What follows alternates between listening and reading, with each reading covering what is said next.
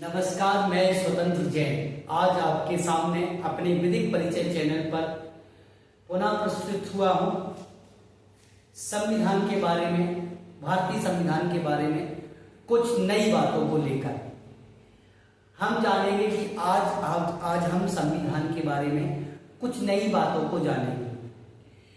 क्या हम अपने संविधान को कितना जानते हैं, ये आपके लिए बहुत जरूरी है। यदि हम भारतीय हैं तो हम भारतीय संविधान को कितना जानते हैं, ये बहुत महत्वपूर्ण हो जाता है। तो चलिए आज हम बात करने वाले हैं भारतीय संविधान की विशेषताओं पर। जी हाँ, specific feature of Indian constitution, भारतीय संविधान की क्या क्या विशेषताएं हैं, उन विशेषताओं को आज हम भारतीय संविधान की विशेषताओं को समझेंगे, जानेंगे और उसको अपने हृदय में रखेंगे, क्योंकि ये भारतीय संविधान जो है हमारी आत्मा के समान है। तो चलिए जानते हैं भारतीय संविधान की विशेषता। तो सबसे पहले हम बात करते हैं भारतीय संविधान भारतीय संविधान विश्व का सबसे विशालतम संविधान। जी हाँ, भारत का संविधान विश्व का सबसे बड़ा संविधान है, विश्व का सबसे बड़ा लिखित संविधान है। इस संविधान में 395 अनुच्छेद, 22 भाग, 12 अनुसूचियां हैं। यदि हम काउंटिंग के आधार पर कहें तो काउंटिंग के आधार पर भारत का संविधान में अनुच्छेदों की संख्या ज्यादा है, परंतु मूल अनुच्छेद की बात करें तो ये अनुच्छेद 395 हमारे भारतीय संविधान में है। ठीक है, और साथ ही हमारे संविधान में अभी तक वर्तमान में 106 संविधान संशोधन हो चुके हैं। तो इसलिए हमारा भारत का संविधान विश्व का सबसे बड़ा संविधान। इसके बाद आते हैं दूसरी विशेषता की। तो भारत का संविधान प्रभुत्व संपन्न, लोकतंत्रात्मक, पंथ निरपेक्ष, समाजवादी गणराज्य की स्थापना करता है। तो भारत का संविधान जो है वो प्रभुत्व संपन्न संविधान है, अर्थात आंतरिक या बाह्य रूप से भारत के संविधान ने सरकार को संप्रभु बनाया है, अर्थात वो सारे निर्णय को लेने में पूर्णतः स्वतंत्र है, वह किसी भी देश पर निर्भर नहीं है। लोकतांत्रात्मक सरकार प्रणाली की स्थापना की है, अर्थात जो लोकतंत्र में जो प्रमुख होगा वो जनता के द्वारा चुना जाएगा। इसके बाद पंथ निरपेक्ष, भारत का कोई भी धर्म नहीं है, भारत सभी धर्मों के प्रति समान है, सभी धर्मों के प्रति समान संरक्षण प्रदान करेगा और सभी धर्मों के प्रति तटस्थ रहेगा। ये भारत के संविधान की विशेषता है। समाजवाद की स्थापना की बात की गई है, समाजवाद की स्थापना की बात की गई है। तो भारत का संविधान समाजवाद की स्थापना की बात करता है। इसके साथ गणराज्य की स्थापना की बात करता है, अर्थात भारत में जो भी नियुक्त होगा वो जनता के द्वारा चुना जाएगा, अर्थात राजा का बेटा राजा नहीं होगा, अपितु जनता के द्वारा चुना जाएगा। इसी के बाद भारत में दूसरी बात करते हैं संसदीय ढंग की सरकार। क्योंकि आप जानते हैं जब भी सरकार की स्थापना होती है तो सरकार को दो तरीके से देखा जाता है। एक आपका अध्यक्ष संसदीय रूप से और एक एकात्मक रूप से। तो उसमें अध्यक्षात्मक प्रणाली होती है और संसदीय ढंग की सरकार होती है।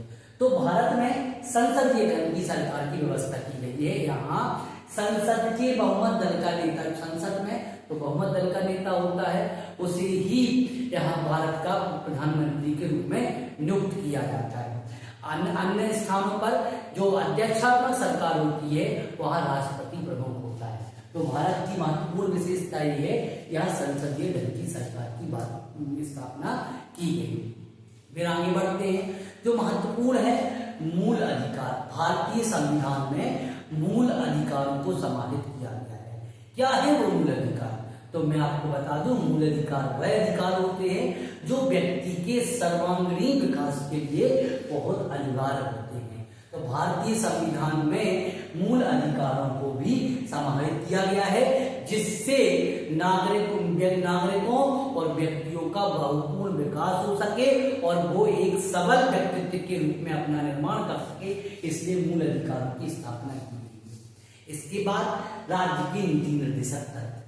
हमारे संविधान वेत्ताओं ने इस बात पर ध्यान रखा कि भविष्य में राज्य के लिए कोई कर्तव्य अधिरोपित किए जाए, तो इसलिए राज्य को नीति निर्देशक तत्व के रूप में राज्य को दिया कि राज्य इन नीति निर्देशक तत्वों को पालन करते हुए राज्य का डेवलपमेंट करें और राज्य को कल्याणकारी राज्य के रूप में स्थापित करें। चूंकि राज्य को जो नीति निर्देशक तत्व हैं वो राज्य के लिए बाध्य नहीं है, परंतु लोक कल्याणकारी स्थापना के लिए राज्य के लिए नीति निर्देशक तत्व बताए गए हैं और राज्यों को उन निर्देशक तत्वों को फॉलो करना है। इसके बाद अगला आता है नम्रता और अनम्रता का अनोखा मिश्रण। तो हमारा संविधान, चूंकि मैंने आपको पहले बताया है कि हमारे संविधान में अभी तक 106 संविधान संशोधन हो गए हैं। तो संविधान की संशोधन करने की प्रक्रिया, अब मैं आपको बता दूं, भारतीय संविधान में संशोधन करने की प्रक्रिया को एक नम्र तरीके से संशोधन की बात की गई है और एक अनम्र तरीके से संशोधन की बात की गई है, अर्थात एक साधारण प्रक्रिया और एक विशेष प्रक्रिया। इन दोनों प्रक्रियाओं को संविधान संशोधन की प्रक्रिया में समाहित किया गया है।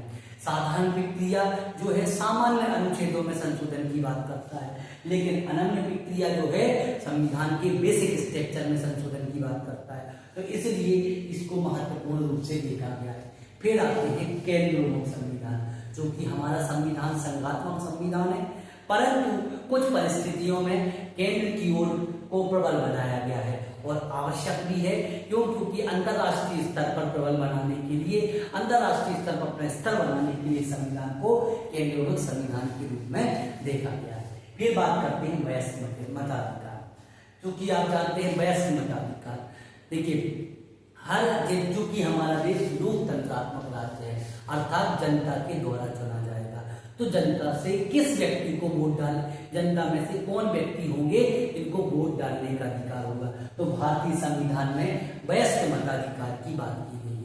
मैं आपको बता दूं, संविधान में पहले भारतीय संविधान में वोट डालने की जो उम्र थी वो 21 वर्ष थी, लेकिन उसको 61 कॉन्स्टिट्यूशन अमेंडमेंट के द्वारा इसकी एज को घटाकर क्या कर दिया गया है, 18 ईयर कर दिया है।